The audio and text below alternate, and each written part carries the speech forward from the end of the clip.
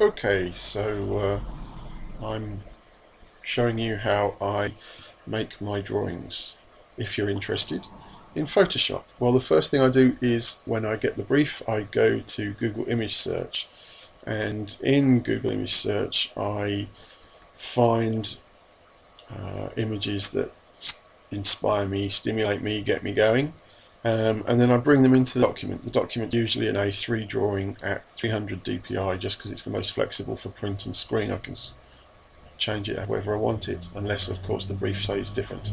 So here I've got a very pretty Inuit girl, a sort of winter ferret thing, and a girl whose expression I quite liked for Lyra's face. Once I've got those onto the document, I then develop the drawing pretty much as you would on paper. Sometimes I trace a little bit, usually I don't, and once I've got the outline of the drawing that I like, I get rid of those pictures and just leave them for reference. So here's Lyra, and once I started drawing her with the Wacom, it pretty much came together just as a drawing would on paper. I tend to use the same brushes the whole time, just so that you get or for different areas of the brush, areas of the picture I might use different brushes, but when I'm doing one piece of the composition, then it tends to be one brush. The fur took rather a long time to do, and I was using a 3-dot brush which I made myself to do that.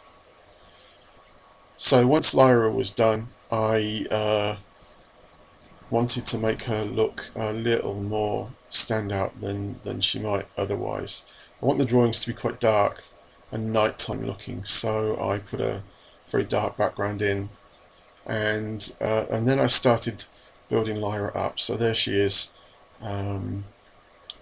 just grey behind the cross-hatching that I've done for the drawing, and then I started to build up areas of shade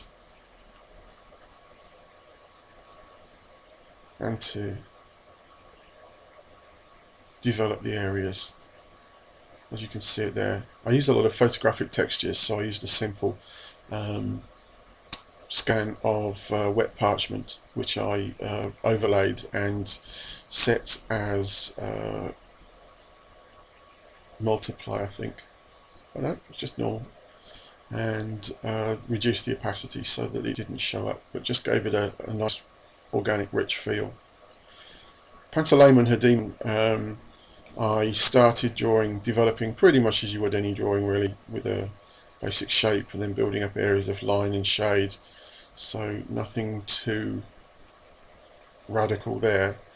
I wanted them to be standing on a snowbank, so I built the snowbank up just out of a block of white and then tried many different ways of drawing it, and I couldn't. I was really stumped as to make it fit in. So in the end I used a simple photograph of snow, desaturated it. I used the clone stamp tool over there to change it and to make it look a little more natural.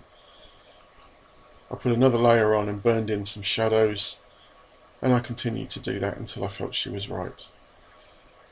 Because I wanted it to be a nighttime scene, I used a starfield photograph from an astronomy website that's freely available.